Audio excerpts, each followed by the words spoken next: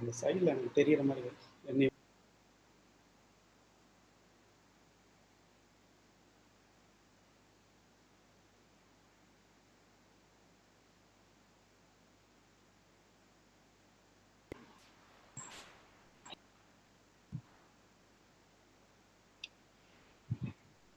Good morning leaders. உங்களை எல்லாரையும் September month பிகினிங்ல சந்திக்கிறதுல ரொம்ப சந்தோஷமா இருக்கு. லாஸ்ட் மந்த் நம்ம ஆகஸ்ட் புரட்சி அப்படின்னு சொல்லி ஆகஸ்ட் 2ஆம் தேதி ஒரு ட்ரைனிங் பண்ணோம். அந்த ட்ரைனிங்க்கு பின்னாடி பார்த்தீங்கன்னா ஆகஸ்ட் மாதம் உள்ளபடியே பார்த்தீங்கன்னா பயங்கர புரட்சி பண்ணீங்க எல்லாரும் சேர்ந்து. அதாவது நம்ம இந்த பிஸ்னஸ்குள்ளே வந்து 5.5 இயர்ஸ் ஆச்சு. இந்த 5.5 இயர்ஸில் லாஸ்ட் மந்த் பிஸ்னஸ் தான் வந்து ஹையஸ்ட் பிஸ்னஸ். அதுக்கு உங்கள் ஒவ்வொருத்தருக்கும் இந்த நேரத்தில் நான் வந்து பாராட்டுக்களையும் நன்றியும் சொல்லிக்கிறேன். ஏன்னா மிகப்பெரிய பிஸ்னஸ் லாஸ்ட் மந்த் நம்ம கொடுத்துருக்கோம். அது மட்டும் இல்லை, நிறைய அச்சீவர்ஸை ஆகஸ்ட் மாதம் நம்ம கிரியேட் பண்ணியிருக்கோம். புதுசாக அச்சீவ் பண்ண ஒவ்வொரு அச்சீவர்ஸுக்கும், பிராண்ட் நியூ அச்சீவர்ஸுக்கும் என்னோட பாராட்டுகளையும் நன்றியும் சொல்லிக்கிறேன். அவங்கள உருவாக்கின அத்துணை அப்ளைன் லீடர்ஸுகளுக்கும் என்னுடைய பாராட்டுக்கள். எப்படி ஆகஸ்ட் மாதம் ஒரு மிகப்பெரிய புரட்சியை பண்ணி ஒரு பெரிய பிஸ்னஸை நம்ம உண்டு பண்ணணுமோ, அதே போல் செப்டம்பர் மந்த்தும் ஒரு மிகப்பெரிய மாற்றத்தை கொடுக்கணும் அப்படிங்கிறதுக்கு தான் இன்றைக்கி நம்ம உங்கள் கூட மீட் பண்ண வந்திருக்கேன். ஆக்சுவலாக பார்த்தீங்கன்னா நேற்று ஈவினிங் வந்து ஜேபியும் நானும் லாஸ்ட் மந்த் பிஸ்னஸை பற்றி 2 பேரும் டிஸ்கஸ் பண்ணிட்டு இருந்தோம். எப்படி முடிஞ்சிச்சு, எந்த அளவுக்கு நல்லா இருந்துச்சு அப்படின்னு சொல்லி நேற்று ஈவினிங் ஒரு 5 o'clock இருக்கும். ஜேபி கால் பண்ணார். அப்போ டிஸ்கஸ் பண்ணிட்டு இருந்தோம்.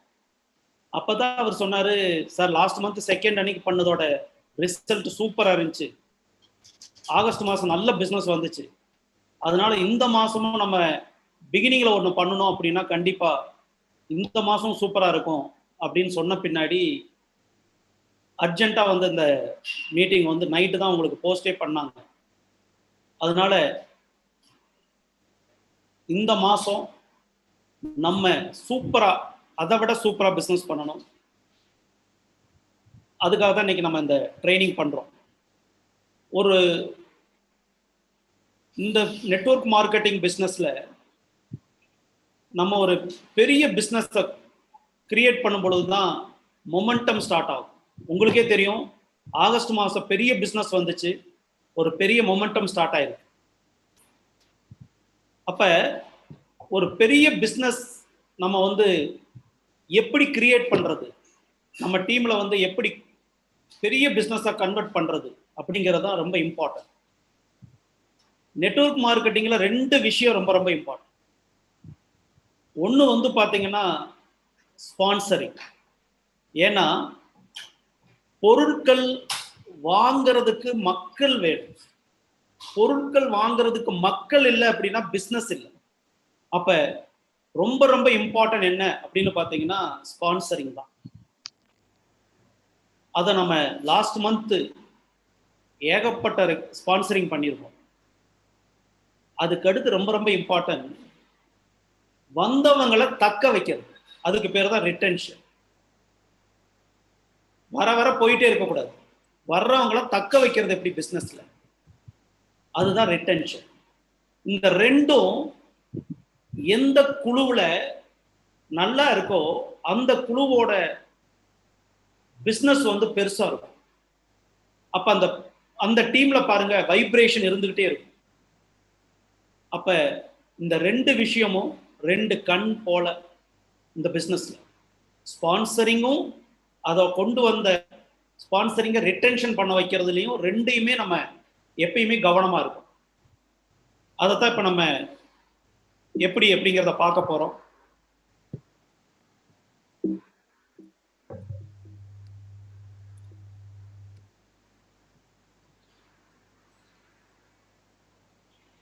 அதாவது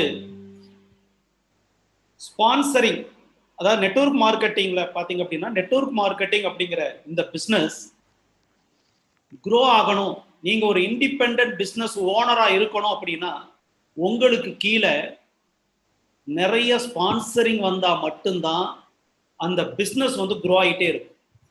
ஸ்பான்சரிங் வரல அப்படின்னா உங்களோட பிசினஸ் க்ரோ ஆகாது.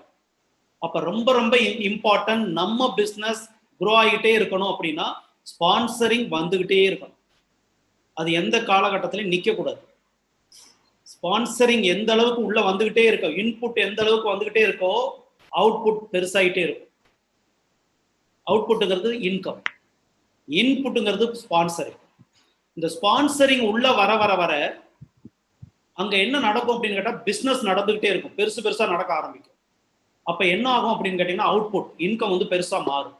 அப்ப ரொம்ப இம்பார்ட்டன்ட் என்னன்னு பாத்தீங்கன்னா ஸ்பான்சரிங் தான். உங்க குழு சைஸ் பெருசாகணும் அப்படின்னா, இன்கம் பெருசாகணும்னா, பிசினஸ் பெருசாகணும்னா ஸ்பான்சரிங் வேணும். இப்ப அதாவது நெட்வொர்க் மார்க்கெட்டிங் அப்படிங்கிறது பாத்தீங்கன்னா நம்பர்ஸ் தான். Numbers are very important for you. இது நம்பர் கேம். எந்த அளவுக்கு ஸ்பான்சரிங் அதிகமா வருதோ அந்த டீம் பாருங்க பெருசாகிட்டே இருக்கும், அச்சீவர்ஸ் நிறைய வந்துட்டே இருப்பாங்க, பிசினஸ் பெருசாகும், இன்கம் பெருசாகும். அதனாலதான் அதை சொல்றோம், are very important for you இந்த பிசினஸ் பொறுத்த வரைக்கும். அதே மாதிரி sponsoring is the key activity. Sponsor தான் இந்த பிசினஸ், நம்மளுடைய கான்டாக்ட்ஸ் தான் இந்த பிசினஸ்க்கு வந்து ரா மெட்டீரியலே. அப்ப show the plan every day. Plan நமக்காகவோ நம்ம டவுன்லைன்ஸ்க்காகவோ குறைஞ்சபட்சம் நீங்க என்ன பண்ணிருக்கணும் அப்படின்னு கேட்டீங்கன்னா, 1ல இருந்து நீங்க 3 பிளான் ஆவது நீங்க என்ன பண்ணணும், டெய்லி சொல்லிட்டே இருக்கணும். சரிங்களா? அதே மாதிரி பாத்தீங்க அப்படின்னா கண்டிப்பா நீங்க என்ன பண்ணிருக்கணும் அப்படின்னு பாத்தீங்கன்னா 6 லெக் இருக்கணும். ஏன்னா என்ன ஸ்ட்ரக்சர்ல நான் பிசினஸ் பண்ணணும் அது தெரியணும். உங்களுக்கு எல்லாருக்கும் தெரியும், கிரவுன் அப்படிங்கிற லெவல்ல போய் டச் பண்ணிட்டோம் அப்படின்னா நமக்கு கம்ப்ளீட் ரிட்டையர்மெண்ட். அதுக்கடுத்து சைடு வேல்யூம் தேவையில்லை, எதுவும் தேவையில்லை, நீங்க பாட்டுல ஃப்ரீயா இருக்கலாம். மந்த் ஆன் மந்த் உங்களுக்கு இன்கம் வந்துகிட்டே இருக்கும். அப்ப அந்த கிரவுன் அப்படிங்கிற இடம் தான் நமக்கு ரொம்ப ரொம்ப இம்பார்ட்டன்டான பிளேஸ், ரிட்டையர்மெண்ட் ஆகக்கூடிய இடம். அந்த இடத்துக்கு போகணும் அப்படின்னா ட்ரீமர்ஸ் 6 பேரை நீங்க ஐடென்டிஃபை பண்ணணும். அதுதான் சொல்றோம் 6 லெக்ஸ் கண்டிப்பா வேணும். அதுல 3 லெக் வந்து எப்பயும் எப்படி இருக்கும்னா ஸ்ட்ராங்கா இருக்கணும். சரிங்களா? அப்ப மொத்தம் 6 லெக் இருக்கணும். அதுல 3 லெக்காவது எப்படி இருக்கணும்னா ஸ்ட்ராங்கா இருக்கணும். இது நம்ம எப்பயுமே மைண்ட்ல வச்சுட்டே இருக்கணும். அடுத்து நமக்கு கீழே வரக்கூடிய அத்தனை பேரையும் கண்டிப்பா என்ன பண்ணணும்னு கேட்டீங்கன்னா, இது வந்து நாலேஜ் பேஸ்ட் பிசினஸ். நாலேஜ் எடுத்துக்க உங்க பிசினஸ் வளர்ந்துகிட்டே இருக்கும். அப்ப அந்த நாலேஜ் எடுக்கணும் அப்படின்னா ஒவ்வொருத்தர் வீட்டுல போய் நம்ம சொல்லி கொடுத்துட்டு வர முடியாது. இப்ப வந்து வீடு தேடியே போய் சொல்லி கொடுக்குற மாதிரி ஆயிருக்கு இப்ப கொரோனா பீரியட்ல. ஆனா அதுக்கு முதல்ல நம்ம என்ன பண்றோம், எல்லாத்தையும் வர வச்சு ஒரு இடத்துல உட்கார வச்சுதான் மீட்டிங் ட்ரைனிங் பண்ணிட்டு இருந்தோம். ஆனா இன்னைக்கு அது ரொம்ப சௌரியமா போயிருக்கு. ஆனா எவ்வளவுக்கு எவ்வளவு ஈஸியாச்சோ அந்த அளவுக்கு என்ன ஆகுதுன்னு கேட்டீங்கன்னா, அட்டன் பண்றது 1 or 2 மீட்டிங்ஸ் ட்ரைனிங்ஸ் அட்டன் பண்றது, அப்புறம் அப்படியே விட்டுறது. அது அப்படி இல்லை, இது நம்மளோட கடமை. எந்த மீட்டிங்கா இருந்தாலும் எந்த ட்ரைனிங்கா இருந்தாலும் கண்டிப்பா விடாம நம்ம என்ன பண்ணிட்டே இருக்கணும் அப்படின்னு கேட்டா அட்டன் பண்ணிட்டே இருக்கணும். என்ன போன வாரம் சொன்னதானே இந்த வாரம் சொல்லுவாங்க. அதாவது நீங்க நல்லா கவனிச்சு பாருங்க, ஒரு பேங்க்ல கேசியர் வேலை இருக்குன்னு வச்சுக்கங்களேன், கேசியரா இருக்காரு, அவருக்கு டெய்லியும் பணம் என்ற வேலை தான்.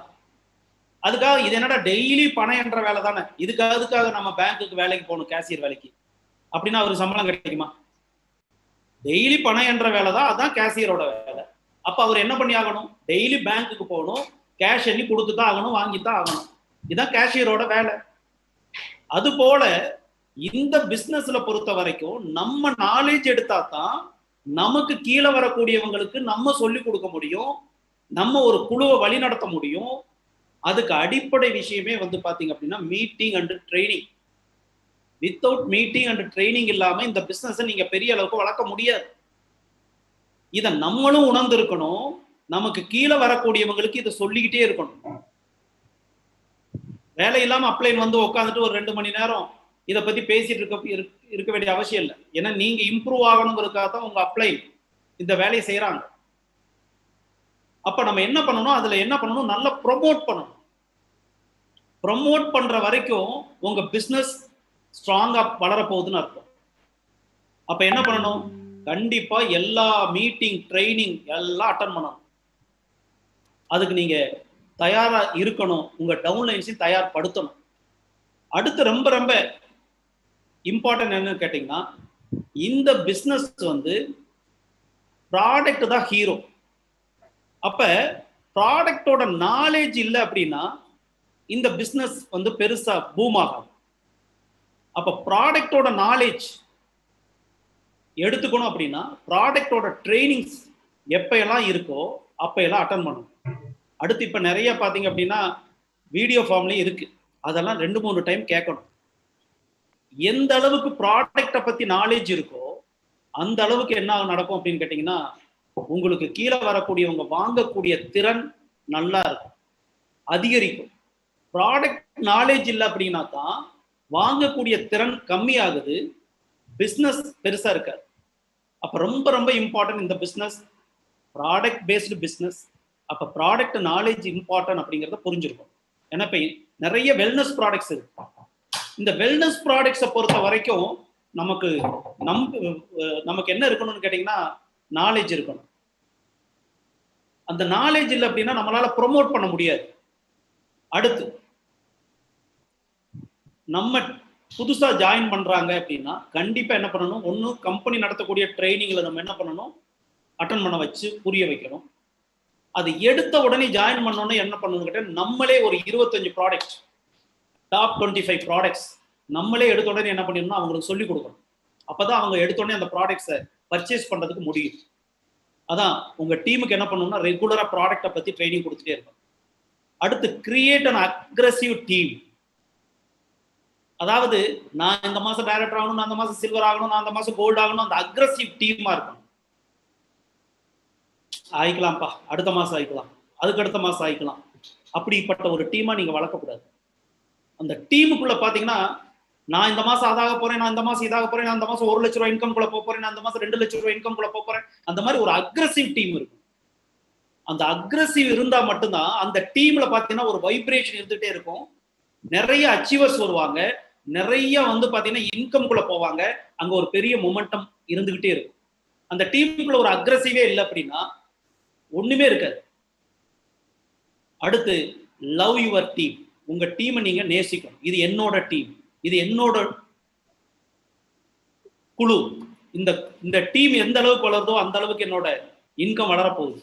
அதான் இதுல எப்பயுமே எப்படி இருக்குன்னு கேட்டீங்கன்னா, ஒரு கம்பெனியினுடைய சிஇஓ மாதிரி இருக்கும்.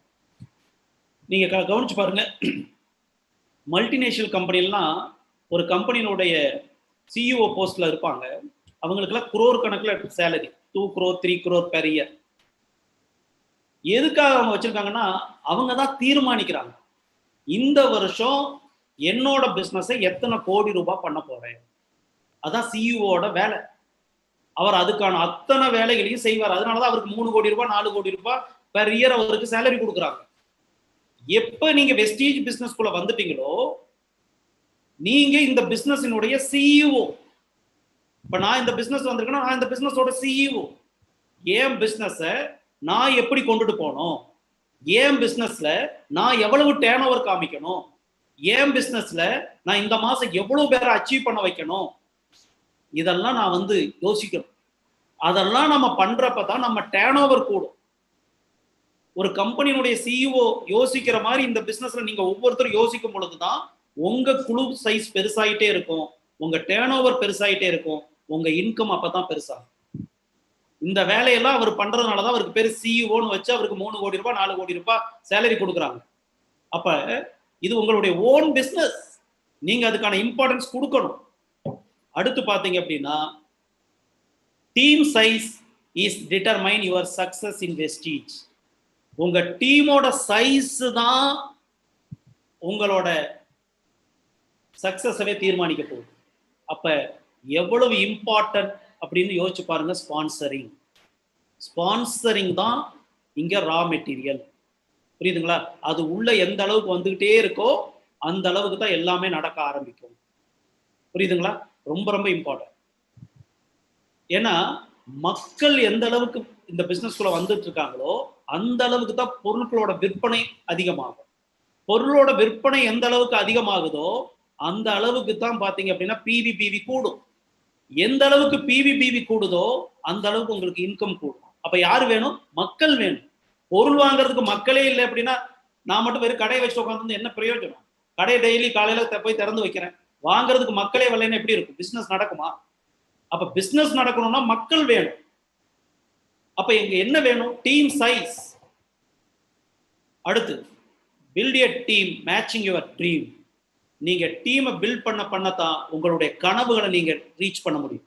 கார் வாங்கணும், ஸ்டார் டைரக்டர் ஆகணும். ஸ்டார் டைரக்டர் ஆகணும்னா 3 டைரக்டரை கிரியேட் பண்ணணும், 3 மாசம் மெயின்டைன் பண்ணணும். அப்ப நீங்க டீமை பில்ட் பண்ணத்தான் உங்க கனவுகளை ரீச் பண்ண முடியும். நான் கார் வாங்கணும்னா அதுக்கான வேலைகளை நான் செய்யணும். நான் வீடு வாங்கணும், அப்ப எனக்கு ஹவுஸ் ஃபண்ட் வேணும். அப்ப 6 ட்ரீமர்ஸ் அவங்க கூட வேலை பார்க்கணும், டீமை பெருசுபடுத்தணும், 6 பேரை டைரக்டர் ஆக்கணும், நீங்க கிரவுன் ஆகணும். அப்ப அங்க என்ன தேவைப்படுது? டீமை நீங்க பில்ட் பண்ணத்தான் உங்க ட்ரீமை நீங்க அச்சீவ் பண்ண முடியும். அதனால முதல்ல நீங்க என்ன பண்ணணும்? உங்க டீமை நீங்க என்ன பண்ணணும்? ரொம்ப நேசிக்கணும். ஏன்னா அவங்க நம்ம ஃபேமிலி மெம்பர்ஸ். அவங்க கூட எப்பயுமே அன்பா இருக்கணும். அடுத்து நீங்க தான் முன்னாடி நின்று லீட் பண்ணணும். நீங்க தான் உங்க டீமுக்கு எக்ஸாம்பிள் எல்லா வகையிலையும். நீங்க எனக்கு நல்லா கவனிச்சு பாருங்க. நீங்க மீட்டிங் அட்டன் பண்ணீங்கன்னா அதை நான் பாரு இன்னைக்கு ஜூம் மீட்டிங் அட்டன் பண்ணேன், யூடியூப்ல அட்டன் பண்ணேன்னு நீங்க ஒரு போட்டோ எடுத்து நீங்க உங்க வாட்ஸ்அப்ல போட்டு பாருங்க. ஓ, நம்ம அப்ளைன் அட்டன் பண்ணியிருக்காரு, நம்மளும் அட்டன் பண்ணணும். நான் 2ஆம் தேதியே 100 பிவி பண்ணிட்டேன். உங்க வாட்ஸ்அப்ல அந்த பில்லை போடுங்க. உங்க டவுன்லைன்ஸ் நீங்க என்ன செய்யறீங்களோ அதை அவர் செய்வார்.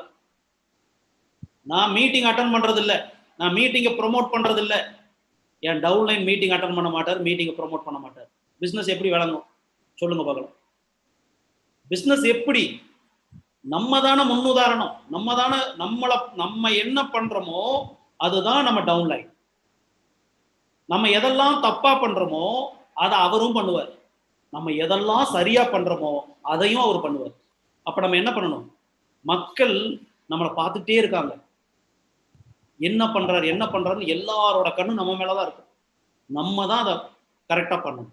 அப்ப முடிவு பண்ணுங்க, எதையுமே சரியானதை மட்டும்தான் நம்ம பண்ணணும். அதனாலதான் நீங்க முன்னாடி நின்று லீட் பண்ணணும். 2ஆம் தேதி ஆச்சா, நேரா போய் 100 பிவி கன்சிஸ்டன்சி ஆஃபர் பண்ணிட்டேன், இந்த என்னோட பில் போடுங்க உங்க டீம்ல. உங்களை பார்த்து அத்தனை பேர் மாறுவாங்க. நீங்க 2ஆம் தேதி பண்ணல, உங்க பில்ல போஸ்ட் பண்ணல, உங்க டீம் பண்ணாது. நீங்க 12ஆம் தேதி அன்னைக்கு நைட்டு 9 மணிக்கு சட்டர் சாத்துறப்ப போய் போடுறீங்க, உங்க டவுன்லைன் எப்ப போடுவாங்க அதுக்கடுத்து? ஏன்னா அதோட ஆஃபர் முடிஞ்சிருச்சு. எதுவுமே நம்ம தான் நம்ம டீமுக்கு சொல்லி கொடுக்கணும், நாம தான் முன்னாடி நின்று செய்யணும். உண்மையிலே ரொம்ப பாராட்டுறேன். நம்ம ஆகஸ்ட் மாசம் பாக்குறப்ப கிட்டத்தட்ட பாத்தீங்கன்னா ஒரு 300 பேர் என்னமோ தான் பண்ணியிருந்தாங்க ஃபர்ஸ்ட் நாள். ஆனா செப்டம்பர் நேற்று 2ஆம் தேதி நான் ஒரு வீடியோவும் போஸ்ட் பண்ணியிருந்தேன், வாட்ஸ்அப்ல மெசேஜும் பண்ணியிருந்தோம். நான் பில் பண்ணிட்டு வாட்ஸ்அப்லயும் பில் போட்டேன். ஆனா நேத்து பாத்தீங்க அப்படின்னா 500க்கும் மேற்பட்ட நபர்கள் பண்ணிட்டு நேத்து ஃபர்ஸ்ட் நாளே 50,000 பிவி தாண்டி போயிட்டு இருந்துச்சு. உண்மையிலேயே உங்க ஒவ்வொருத்தருக்கும் இந்த நேரத்துல நான் நன்றி சொல்லிக்கிறேன். ஏன்னா நம்ம தான் முன்னாடி நின்று நான் என்னோட கடமையை நான் கரெக்டா செய்யறேன்னு காமிக்கிறப்பதான் நம்ம கீழே இருக்கிறவங்களும் செய்வாங்க. இதை எப்ப நம்ம செய்ய ஆரம்பிச்சிட்டோமோ நீங்க பின்னாடி கடைசி ஸ்லைட்ல பாப்பீங்க, அது நடக்க ஆரம்பிக்கும். அது நடக்க ஆரம்பிச்சிட்டா இந்தியாவில் எல்லாருமே பெரிய பணக்காரங்களா மாறக்கூடிய வாய்ப்பு இந்த துறையில இருக்கு. அதான் சொல்றேன், முன்னாடி நின்று நீங்க உங்க டீமுக்கு என்ன நல்ல விஷயங்களை கற்பிக்கணுமோ அதை செய்யுங்க. அதை அவங்க எல்லாரும் செய்யறதுக்கு ரெடியா இருக்காங்க. ஏன்னா இது முழுக்க முழுக்க டூப்ளிகேஷன் பிசினஸ். அடுத்து எப்பயுமே மொமெண்டம் கிரியேட்டராகவே இருக்கணும். நீங்க உங்களோட ஆக்டிவிட்டிஸ், உங்களோட இது செயல்பாடுகள் எல்லாம் பார்த்து தான் நீங்க என்ன அச்சீவ் பண்றீங்க, நீங்க என்ன கமிஷன் வாங்குறீங்க, நீங்க என்ன பண்ண போறீங்க, இதெல்லாம் உங்களுக்கு கீழே இருக்கணும் பார்த்துட்டு இருக்காங்க. இதை நீங்க ஒவ்வொரு படிக்கல்லா போக போக போக உங்களுடைய இன்கம் கூட கூட, உங்க அச்சீவ்மெண்ட் கூட கூட, உங்க டவுன்லைன்ஸ் பாத்தீங்க அப்படின்னா அவங்களும் வரணும், அவங்களும் பண்ணணும், அவங்களும் சம்பாதிக்கணும். இந்த இது வந்துகிட்டே இருக்கு. அதான் நீங்க எப்பயுமே மொமெண்டம் கிரியேட்டரா இருக்கும். அடுத்து அதாவது உங்களுக்கு என்ன தேவையோ அதை மட்டும்தான் நீங்க என்ன பண்ணணும்னா பேசணும். அதான் சொல்லுவோம், செய்யறதான் சொல்லணும், சொல்றதான் செய்யணும். இது ரொம்ப ரொம்ப இம்பார்ட்டன்ட் நெட்வொர்க் மார்க்கெட்டிங். உடனே சொல்லக்கூடாது, அடுத்த மாசம் நான் 5 லட்சம் ரூபாய்க்கு போயிடுவேன் சார், நம்ம வாங்குறது இப்ப 5000 இருக்கு. அவங்க என்ன நினைப்பாங்க யோசிச்சு பாருங்க, அடுத்த மாசம் 5 லட்சம் வரலைன்னா. எப்பயுமே தவறான விஷயங்களை நம்ம டவுன்லைன்ஸ்க்கு என்ன பண்ணக்கூடாதுன்னு சொல்லக்கூடாது. எது நடக்குமோ அதை மட்டும்தான் நம்ம டவுன்லைன்ஸுக்கு சொல்லணும். அப்பதான் நீங்க சொல்ற வார்த்தைகளுக்கு அவங்க எப்பயுமே உயிரூட்டம் கொடுப்பாங்க. நடக்காத ஒரு விஷயத்த சொல்லக்கூடாது நம்ம எப்பயுமே. அதான் சொல்றது, என்ன சொல்றீங்களோ அதை செய்யுங்க, என்ன செய்ய முடியுமோ அதை சொல்லுங்க. இது ரொம்ப ரொம்ப இம்பார்ட்டன்ட். ஏன்னா இது மக்கள் பிசினஸ். நம்மளை வேல்யூ பண்ணணும்னா நம்ம வார்த்தைகள்ல எல்லாமே சுத்தமா இருக்கும். நெக்ஸ்ட், ரொம்ப முக்கியம், ஒரு லீடரா நீங்க என்ன பண்ணா start with and end in mind. அதாவது பாத்தீங்கன்னா ஆரம்பிக்கும் போது என்ன மைண்ட்ல இருக்கீங்களோ, நான் இந்த மாதம் கிரவுன் அச்சீவ் பண்ண போறேன், இந்த மாதம் நான் 1.5 lakh rupees இன்கம் குள்ள போக போறேன் அப்படின்னா ஸ்டார்டிங்ல என்ன மாதிரியான உங்களுக்கு மைண்ட் இருந்துச்சோ, நீங்க தானே முடிவு பண்ணிருக்கீங்க இந்த மாசம் நான் கிரவுன் ஆக போறேன், அதே மாதிரி 1.5 lakh rupees இன்கம் குள்ள போக போறேங்கிறது நீங்க மந்த் பிகினிங்ல முடிவு பண்ணியாச்சு. அந்த எண்டுல என்ன நடந்தாலும் சரி அதை நான் முடிச்சே தீரும். அதான் ஆரம்பத்துல நான் என்ன பண்ண என்ன மைண்ட் என் மைண்டுக்குள்ள கொண்டு வந்திருக்கிறனோ அதை எண்டுலயே அந்த இதை துளி கூட விடக்கூடாது, அச்சீவ் பண்ணியே காமிக்கணும். அப்பத்தான் நம்ம அதுல அடமெண்டா இருக்கணும், பிடிவாதமா இருக்கணும். அந்த பிடிவாதம் தான் உங்களை மிகப்பெரிய சக்சஸ் கொண்டு போகும். எப்பயுமே ஆரம்பத்துல என்ன நினைக்கிறீங்களோ அதை எண்டுலயும் அதே தான், அதை விட்டு பின்வாங்கவே கூடாது, அதை நடத்தி காமிக்கணும். அடுத்து பாத்தீங்கன்னா எப்பயுமே பிகினிங்ல ஒரு இந்த மாசம் இன்னதான் அப்படிங்கிறத டிசைட் பண்ணுங்க. ஏன்னா ஒரு டிசைட் பண்ணிட்டு தீர்க்கமா முடிவெடுத்துட்டு நீங்க களத்துல இறங்குறப்ப அது நடந்தே தீரும். உங்க சப்கான்சியஸ் மைண்ட் அதை பண்ண வைக்கும். நீங்க தீர்க்கமான முடிவு எடுக்காம மேக்ஸிமம் வர்றதுக்கு வாய்ப்பு இருக்கு. இந்த வாய்ப்பு இருக்குதுன்னு சொன்னாவே வராதுன்னு அர்த்தம். அதான் டிசைட் யுவர் டைட்டில். மந்த் பிகினிங்ல நீங்க டைட்டில டிசைட் பண்ணி அந்த டைட்டில் கண்டிப்பா அச்சீவ் பண்ணணும்னா பண்ணணும். இதான் உங்க சப்கான்சியஸ் மைண்டுக்கு போடுற கட்டளை. அது நடக்கும். அது எப்படி நடக்கும்னு தெரியும், நடக்கும். அதான் சொல்லுவாங்க, அதாவது வீடு கட்டணும் அப்படின்னா கட்ட மாட்டோம், வீடு கட்டியே தீரணும் அப்படின்னா கட்டிடும். ரெண்டுக்கு டிஃபரன்ஸ் தெரியுது இல்ல? அதே தான் இங்கேயும் பிசினஸ். நான் இந்த மாசம் ஸ்டார் அச்சீவ் பண்ணணும் அப்படின்னா பண்ண மாட்டோம், அச்சீவ் பண்ணியே தீர்வோம் சார் அப்படின்னா அது பண்ணிக்க காமிப்போம்னு அர்த்தம். அதான் டிசைட் டு யுவர் டைட்டில். அடுத்து கண்டிப்பா நான் ஒரே ஒரு விஷயம் இன்னைக்கு சொல்றேன், நீங்க நோட் பண்ணுங்க. டெய்லி ஒரு பிளான் ஆகுது சொல்லாம நான் வீட்டுக்கு போறது இல்லைன்னு முடிவெடுக்கணும். இது ரொம்ப ரொம்ப இம்பார்ட்டன்ட் நெட்வொர்க் மார்க்கெட்டிங். டெய்லி எனக்காகவோ என்னோட டவுன்லைன்ஸுக்காகவோ டெய்லி ஒரு பிளான் ஆகுது நான் சொல்லிட்டு தான் வீட்டுக்கு போவேன் அப்படிங்கிற முடிவை 600 நாட்கள் எடுத்தா போதும். அதான் சொல்றோம் 3 வருஷம். ஆனா நம்ம இப்ப சொல்லியிருக்கிறது 600 நாட்கள் அப்படிங்கிறது பாத்தீங்க அப்படின்னா 2 வருஷம் தான் சொல்றோம். ஆனா விடாம செய்யணும், விடாம. இந்த பிசினஸோட காலக்கெடே பாத்தீங்கன்னா 2 to 3 years தாங்க. ஆனா டெய்லி எனக்காகவோ என்னோட டவுன்லைன்ஸ்க்காகவோ ஒரு பிளானாவது சொல்லிட்டு தான் நான் போவேன், வீட்டுக்கு போவேன் அப்படின்னு மட்டும் ஒரு பிடிவாதமா 600 days யார் இருக்கிறீங்களோ உங்களுடைய வெற்றியையும் உங்களுடைய மிகப்பெரிய வருமானத்தையும் எவராலும் தடுக்க முடியாது. இதுதான் சக்சஸ்க்கான ஃபார்முலா. எப்ப இதுல அடமெண்டா இருக்கிறீங்களோ உங்களை சக்சஸ் தானா தேடி வந்து கொடுத்துட்டு போயிடும். நீங்க செஞ்சு பாருங்க, நடக்குதா இல்லைன்னு பார்த்துருவோம். சரிங்களா? அடுத்து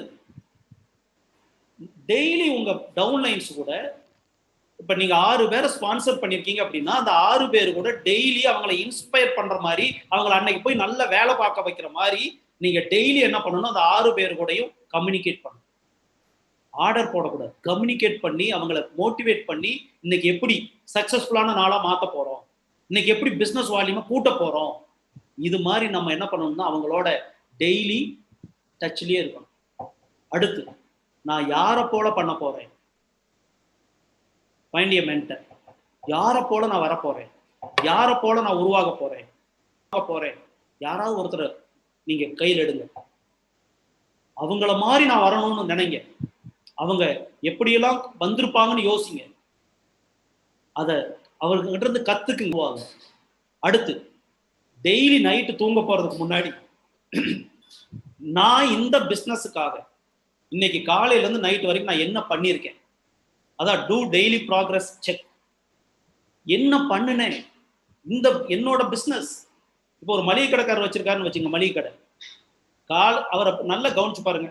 அவரை யாராவது காலையில எந்திரிப்பா, டைம் ஆச்சு, நீ போய் வேகமா 7 மணி ஆச்சு இல்ல 6 மணி ஆச்சு, போய் கடையை திறப்பா அப்படின்னு யாராவது சொல்றாங்க.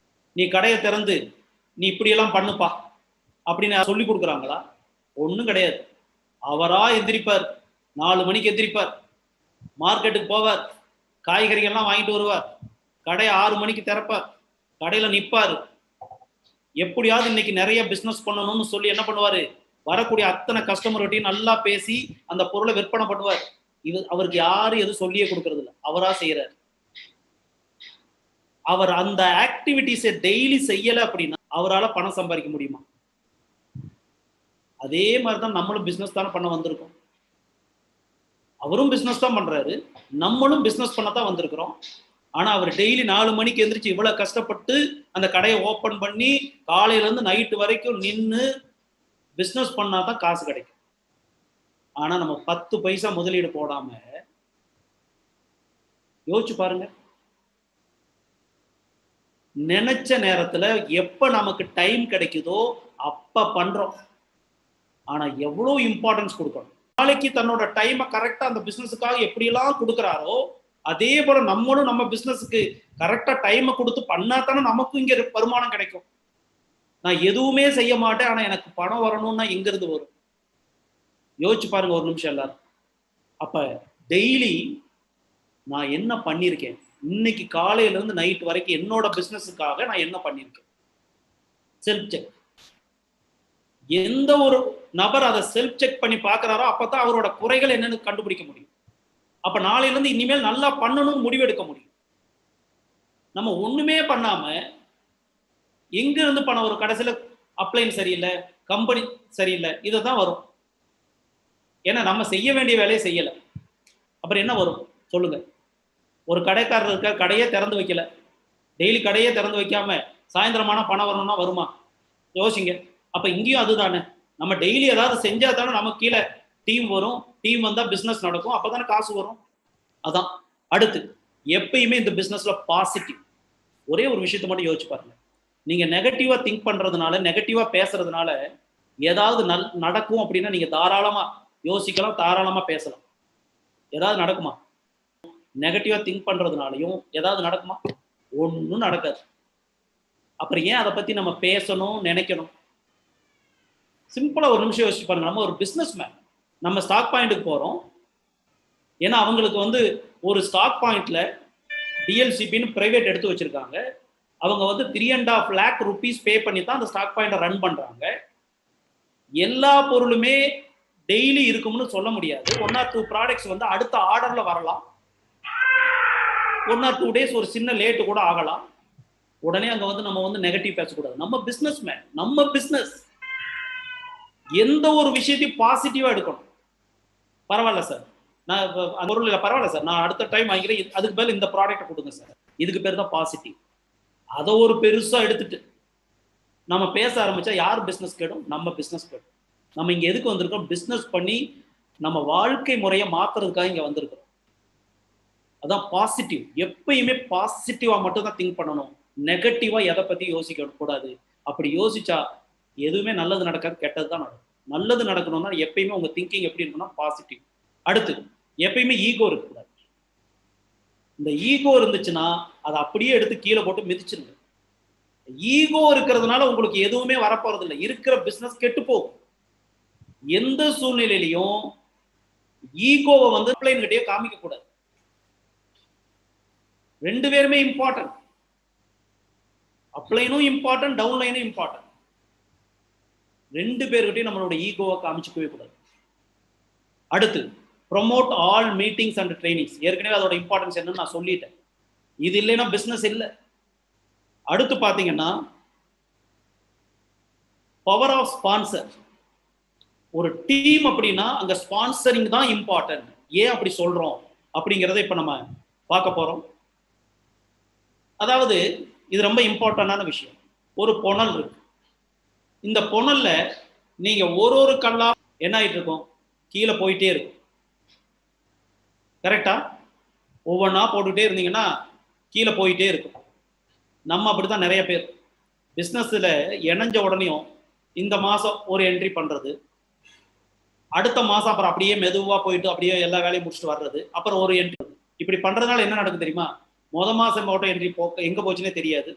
அடுத்து 3வது மந்த் எண்டு நேற்று தான் முடிஞ்சு, இன்னைக்கே நான் எப்படி பண்ண முடியும்? மந்த் எண்டில் தான் போய் நம்ம பண்ணுறோமா? யோசிச்சு பாருங்க. கன்சிஸ்டன்சி ஆஃபர் மந்த் எண்டில் தான் நம்ம பண்ணுறோமா? 12ஆம் தேதிக்குள்ள எவரி மந்த் பண்றோம்ல. அந்த 12ஆம் தேதி போய் பண்றதுக்கு பேசாம 2ஆம் தேதியே பண்ணிட்டோம்னா என்னோட கடமையை நான் கரெக்டா 2ஆம் தேதியே முடிச்சிட்டேன்னு எல்லாம் நம்ம டவுன்லைன்ஸ்ல நம்ம காமிக்க முடியும். இந்த லக்கி டிரால நம்ம கலந்துக்க முடியும். 2ஆம் தேதியே நம்ம டீம்ல நேத்தே 50,000 பிவிக்கு மேல வரும் பொழுது என் மனநிலை என்ன சொல்லுது?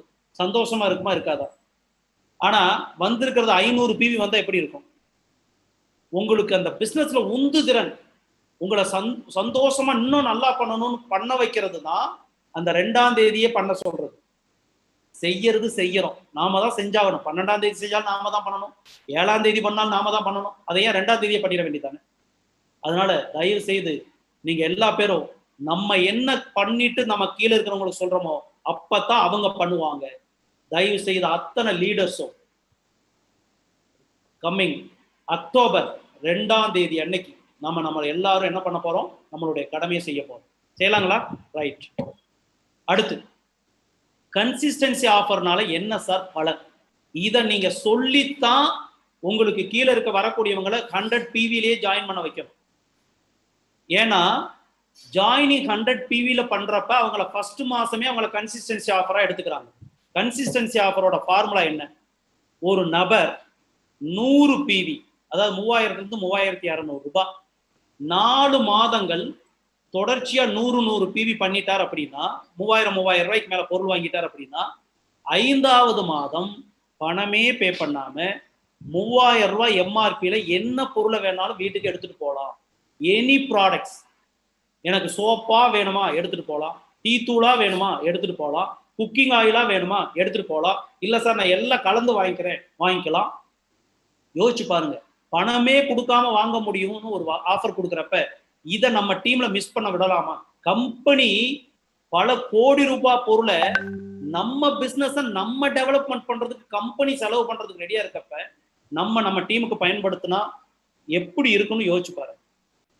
அப்ப என்ன பண்ணணும்? ஃபர்ஸ்ட் மந்த் அந்த அழுப்பா விளையாட இருந்தா பேசுற எனக்கு எப்படி இருக்குன்னு யோசிச்சு, மொத்த டோட்டல் உங்க டீம் சைஸ் 1555 குடும்பங்கள் இருப்பாங்க. இவங்க எல்லாரும் மாதம் 100 பிவி பண்ணினாங்க அப்படின்னா எல்லாருக்கும் கொடுத்தது போக உங்களோட இன்கம் 6,59,000 ரூபாய் கிடைக்கும். அப்படின்னா இதை நம்ம செய்யறதுல என்ன பிரச்சனைன்னு யோசிச்சு பாருங்க. அதனாலதான் இதை நம்ம என்ன சொல்லிடுறோம்? Power of 6. நீங்க கற்பனை பண்ணி பாருங்க.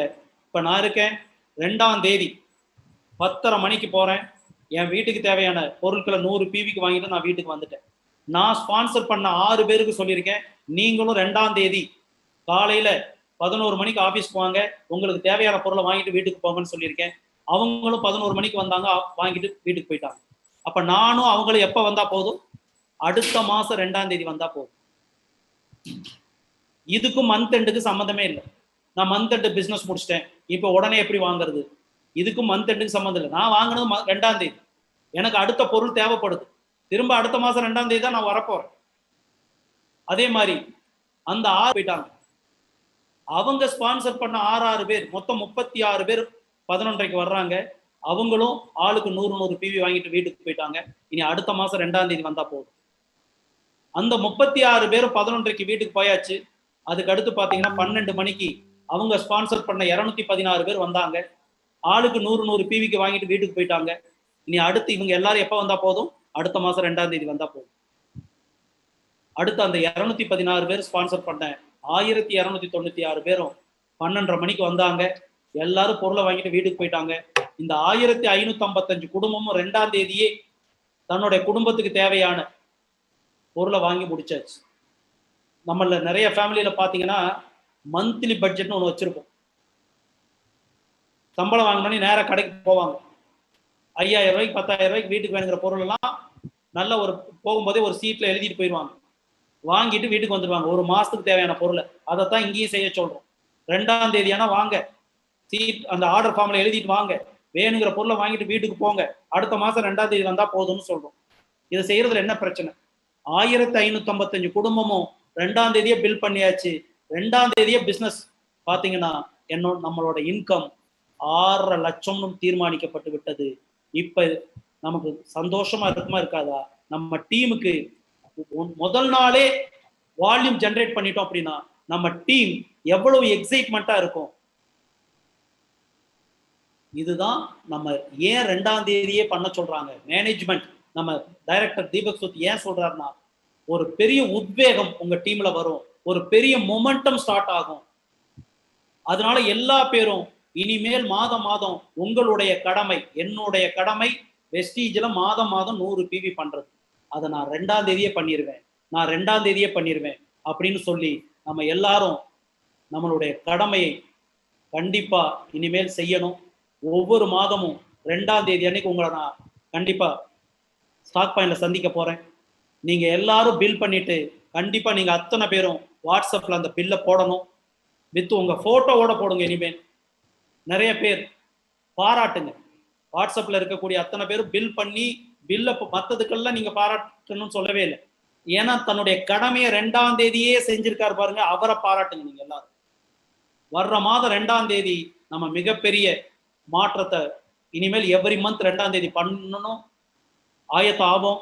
ஏன்னா அப்பதான் நம்ம டீம்ல பெரிய மொமெண்டம் ஸ்டார்ட் ஆகும். செய்யலாமா சார்? இவ்வளவு நேரம் நீங்க அத்தனை பேரும் பொறுமையா கேட்ட அத்தனை பேருக்கும் திரும்ப ஒரு தடவை நன்றி சொல்லிக்கிறேன். செப்டம்பர் மாதம் நமக்கு மீண்டும் ஒரு நல்ல மாதமா, நல்ல பிசினஸ் மாதமா அமையணும், நிறைய அச்சீவர்ஸ் வரணும். உங்க ஒவ்வொருத்தருக்கும் நான் கண்டிப்பா பாராட்டுகளை சொல்லிக்கிறேன், வாழ்த்துக்களை சொல்லிக்கிறேன். கண்டிப்பா நீங்க நிறைய பேர் இந்த மாதம் அடுத்தடுத்த லெவலுக்கு போகணும், அடுத்தடுத்த இன்கம் மாறணும். இது என்னோட வாழ்த்துக்கள், ஆசை. Wish you well. தேங்க்யூ. மீண்டும் சந்திப்போம். Thank you leaders.